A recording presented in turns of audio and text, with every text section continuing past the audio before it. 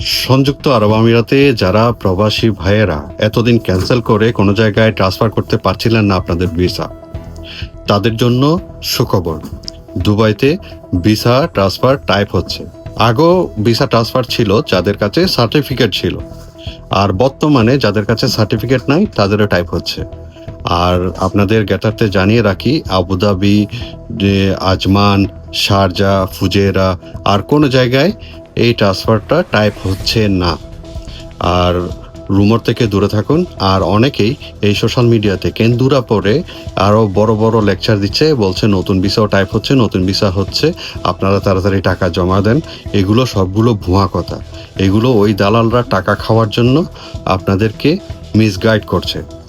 আর একটা কথা বলে রাখি, এই ভিসা ট্রান্সফার সংক্রান্ত বিষয়ে ইউএই গভর্নমেন্ট এখনো পর্যন্ত সরকারিভাবে কোনো স্টেটমেন্ট দেয় নাই।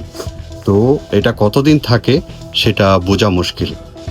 আর একটা কথা, যারা ফ্রি জোনের ভিসা লাগিয়েছেন তাদের একটা কথা মনে রাখতে হবে, যেমন ধরুন মেইনল্যান্ডে যদি আপনি ভিসা লাগান, লাইসেন্স এক্সপায়ারি হয়ে গেলেও আপনার ভিসা এক্সপায়ারি পর্যন্ত ভ্যালিড থাকে, কিন্তু ফ্রি জোনের বেলায় সিস্টেমটা একটু ভিন্ন। যদি আপনার যেই লাইসেন্সের আন্ডারে ভিসা লাগিয়েছেন ওই লাইসেন্সটা যদি 6 মাস রিনিউ না হয়, তাহলে আপনার ভিসা অটোমেটিক অ্যাবসকন্ডিংয়ে চলে যাবে, 5,000 দিরহামের মতো ফাইন চলে আসবে, আরও অনেক কিছু প্রবলেমস আপনাকে ফেস করতে হবে। তো এটা ভালো থাকবেন, এটা মনে রাখবেন, আর সঠিক জায়গায় গিয়ে আপনার ভিসাটা ট্রান্সফার করে নেবেন।